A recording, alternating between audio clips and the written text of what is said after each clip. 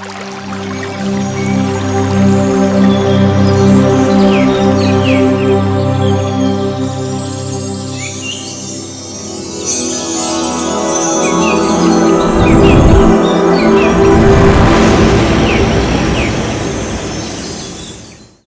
কি মায়ের মুখ কালিমাচ্ছন্ন?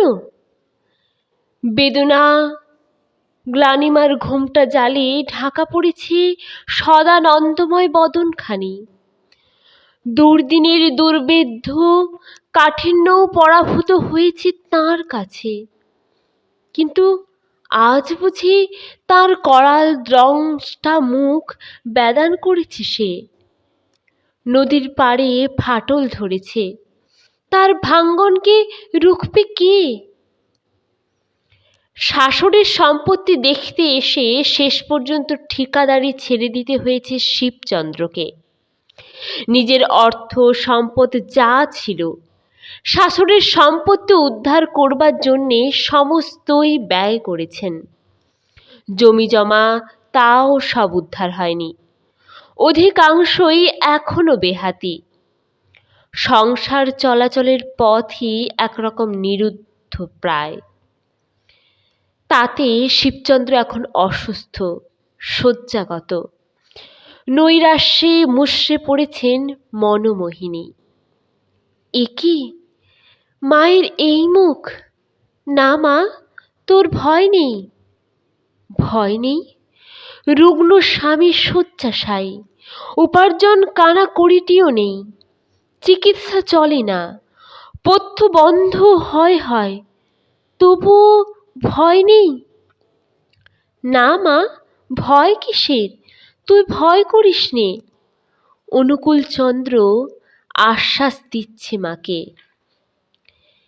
এই ভেঙ্গে পড়াকে ধারণ করবে কে? কেন ধারণ করবেন তিনি, যিনি ধরে আছেন তাঁর সৃষ্টিকে, উদ্ধৃত করে রাখবেন সেই পরম বিধাত্রী পুরুষ। কালের পতি সামলাবেন কালকে, গতিভর্তায় তুলে ধরবেন অগতিকে। অনুকূলচন্দ্র ভরসা দিচ্ছে মাকে, দিতে পারে বলেই দিচ্ছে। তুই ভয় করিস নে মা, আমি আছি। এত দুঃখেও হেসে ফেললেন মনোমোহিনী। অতটুকু ছেলে বলছে কি, তোর ভয় নেই, আমি আছি। ওরে, পয়সা না হলে ওষুধ দেবে কে? পয়সা না হলে পথ্য আসবে কোত্থেকে? কেন এক কাজ কর না মা, তুই মুড়ি ভেজে দে, আমি বেচি। তুই খুব ভেজে দে, আমি খুব করে বেচি। ওষুধ তো ওষুধ, টাকা জমিয়ে দেব, দেখবি তোকে। দেখিস তোর কত টাকা হয়। উফ, এ কোথা থেকে কোথায় পতন! এত বড় ঘরের ছেলে, এ কি পতন না লীলারসের আস্বাদন, জীবনের সংগ্রহশালায় বিচিত্র অভিজ্ঞতার অকুণ্ঠন সঞ্চয়ন। যে সকল বৈশিষ্ট্যের ঊর্ধ্বে লোক তারণী তাঁর বিশেষত্ব। তার ঘর পর দুই সমান, তার কাছে সুখ দুঃখ নেই, অভাবের মধ্যেও তার ভাব। তার ভাবে থাকো, অভাব তোমার কি করবে? মা, পরম পিতাকে খুব করে ডাক, তাকে ডাক আর চেষ্টা কর। অতটুকু ছেলে 2.5 মাইল 3 মাইল পথ পায়ে হেঁটে যাচ্ছে পাবনা শহরে, আবার হেঁটে আসছে ওষুধ নিয়ে। রোদ বৃষ্টি মারলে চলছে না। হিমায়তপুর থেকে পাবনা যাবার দুটো পথ। পাবনা শহরের পশ্চিম গা বেড়ে একটা নদী, নাম ইছামতি। ইছামতি পাবনার দক্ষিণে এসে পদ্মায় পড়েছে। সেখানটায় একটা ফেরিঘাট, নাম হলো তার রামচন্দ্রপুরের ঘাট, কেউ বলে দেওয়ানগঞ্জের ঘাট। আর একটা ফেরিঘাট হলো উজানি, পাবনা বাজারের কাছাকাছি। এটা হলো রাধানগরের ঘাট। পাবনা থেকে হিমায়তপুর যাবার একটা পথ হলো রাজশাহী সড়ক। রাধানগরের খেয়াঘাট থেকে পৈলানপুর, গোবিন্দা, ছাতনি, হিমায়তপুর, নাজিরপুর হয়ে যা চলে গিয়েছে রাজশাহী পর্যন্ত। ছাতনি, হিমায়তপুর, নাজিরপুরের দক্ষিণ ঘেঁষে পদ্মার একটা ছোট্ট জোলা নদী বাঙ্গর। বর্ষার সময় একটু ঠাট হয়, অন্য সময় কোনো গতিকে তনু বাঁচিয়ে চলে। হাঁটুর ওপর কাপড় তুলে হেঁটে পার হয় তখন লোকে। হিমায়তপুর থেকে নাজিরপুর হয়ে বাঙ্গর পেরিয়ে প্রতাপপুর মাঝিপাড়ার ভিতর দিয়ে গিয়ে দেওয়ানগঞ্জের খেয়া পার হয়ে পাবনায় ঢুকবার দ্বিতীয় পথ। অনুকূলচন্দ্র দু রাস্তাতেই যায়, কখনো বাঙ্গর পেরিয়ে, কখনো রাজশাহীর সড়ক ধরে। একদিন খেয়া নৌকোয় ছাতাটা গেল খোয়া। একটাই ছাতা, তাও গেল। মনে একটু কষ্ট লাগে বই কি মায়ের। একরত্তি ছেলেকে ওই 5-6 মাইল রাস্তা চলতে হবে খালি মাথায় যে। মনের কথা বুঝতে পারল ছেলে। মা, তুই একটু ভাবিস নে, আমার ছাতা লাগবে না, ছাতা ছাড়াই আমি যেতে পারবো। মায়ের কষ্ট না হয়, সেই হলো ওর বড় ভাবনা।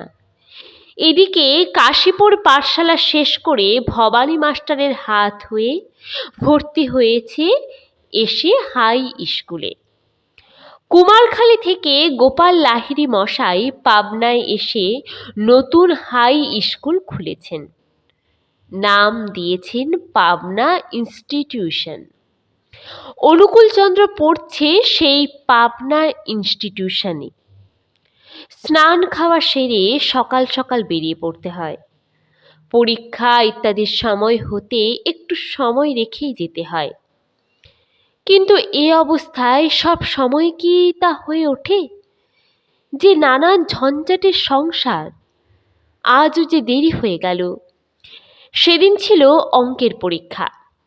মা বললেন, এত দেরিতে যাচ্ছিস, আজ তুই অঙ্কের পরীক্ষা মোটেই পারবি নে। স্কুলে এসে দেখলে তত দেরি হয়নি। পরীক্ষা দিতে বসলে অনুকূলচন্দ্র, কিন্তু খাতা কলম সামনে নিয়ে বসেই আছে, লিখছে না কিছুই।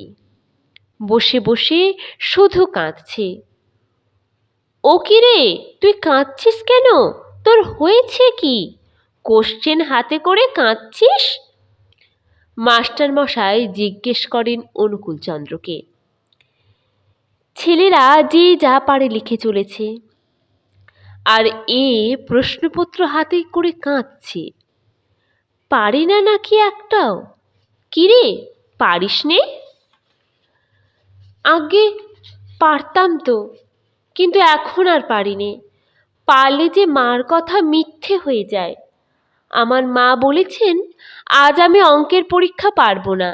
আমি যদি উত্তর করি তবে মা আমার যে মিথ্যাবাদী হন। অদ্ভুত কথা। মাস্টার মশাইরা সব অবাক, গোপাল বাবুও অবাক। পরীক্ষা কিসের? মাই সকলের আগে। অঙ্ক পাড়ার বোধটা এখন ঠিক নয়, না পারার বোধটাই এখন ঠিক। পারে না তাই কাঁদছে। মাতৃভক্তির এই কি পরাকাষ্ঠা!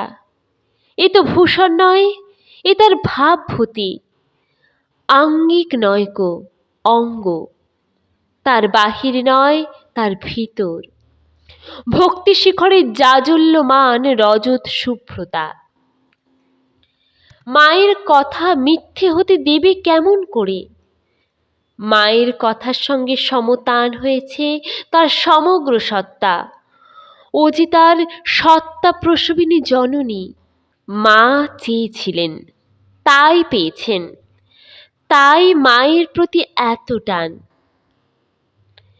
মাই তো তাকে টেনেছেন, তাকে এনেছেন। বহু প্রার্থনার চৌম্বক আকর্ষণে টেনে এনেছেন ঈশ্বররূপ লৌহকে। দরদরধারে রক্ত পড়ছে, ভীষণভাবে পাটা কেটে গিয়েছে। যন্ত্রণায় কাঁদতে ইচ্ছে হচ্ছে, ভাবছে এমন অবস্থায় এতটা পথ হেঁটে স্কুলে যাবে কি করে। দেখি কতটা কেটেছে। ওরে অনুকূল, এদিকে আয় তো। মা ডাকলেন কাছে। দেখে বললেন, ও কিছু নয়, বেশি কিছু হয়নি, যা স্কুলে যা।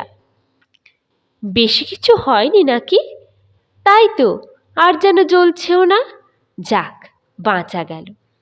মায়ের লঘুবোধের সঙ্গে সঙ্গে লাঘব হয়ে গেল যন্ত্রণার।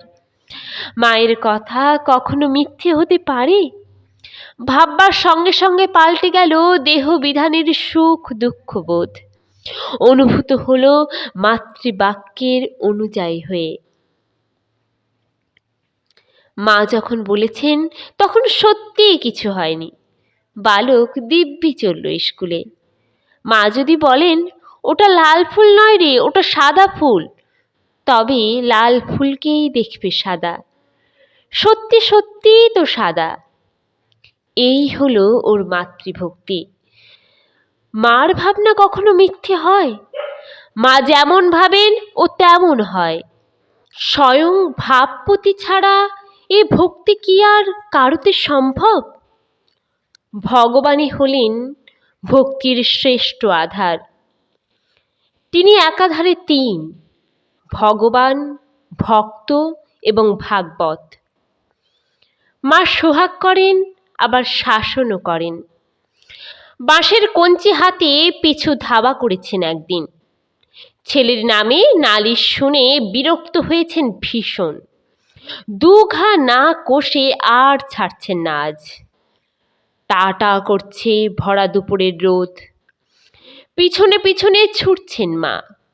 আগে আগে দৌড়াচ্ছে ছেলে, দৌড়ায় আর পিছনে চায়। মার দৃঢ় মুষ্টিতে কঞ্চি পাচন লক লক করছে। দাঁড়া, দেখাচ্ছি, একবার নাগালে পাই আগে। কিন্তু নাগালে কি আর পাওয়া যায়? কমল কোমল গৌর সুন্দর দৌড়িয়ে আরও পালিয়ে যায়। বলি, গৌর সুন্দর না শ্যাম সুন্দর? গৌর সুন্দর, শ্যাম সুন্দর এক। সর্বরঙ্গের সমষ্টি গৌর, আর তার নির্বিকার অবস্থাই শ্যাম। শ্যাম থেকে গৌর, গৌর থেকে শ্যাম। কালাচাঁদকে বাঁধতে যাচ্ছেন যশোদা, কিন্তু যতবারই বাঁধতে যান দেখেন দড়িটি 2 আঙ্গুল ছোট। যত রজ্জু সংগ্রহ করেন সবই দেখেন 2 আঙ্গুল ছোট। ছেলে বাঁধবার মতো দড়ি আর খুঁজে পেলেন না মা। হাঁপিয়ে উঠলেন যশোদা। দেহ দিয়ে ঘাম বইতে লাগলো। কবরীর মালা বিশ্বস্ত্র হয়ে পড়ল। বালক কৃষ্ণ দেখলে, কি সর্বনাশ, মায়ের এই অবস্থা! নিজের ইচ্ছায় তখন বাঁধা পড়ল মায়ের হাতে। অনুকূল চন্দ্র দেখলে, মায়ের হয়েছে সেই অবস্থা। রোদে দৌড়িয়ে হাঁপাচ্ছেন মা, আর সেদে ঝরছে ঝরঝর করে। মায়ের দিকে তাকিয়ে বড় কষ্ট হলো মনে। আহা, আর নয়, মার খাবার জন্যে আপনি এসে ধরা দিলে মায়ের হাতে। মায়ের কষ্ট সইব কেমন করে? মন থেকে বলে ওঠে। আর একে শুধু মায়ের বেলাতেই, সকলের বেলাতেই। তার জন্যে দৌড়ে দৌড়ে যখন ঘাম ছোটে, তখনই তিনি ধরা দেন। আপনা থেকে বন্ধন গ্রহণ করেন করুণা করে। নিজের বলে তাকে আয়ত্ত করবে কে? তিনি তো কারও অধীন নন। তিনি অধীন হলেন তাঁর ভৃত্যের।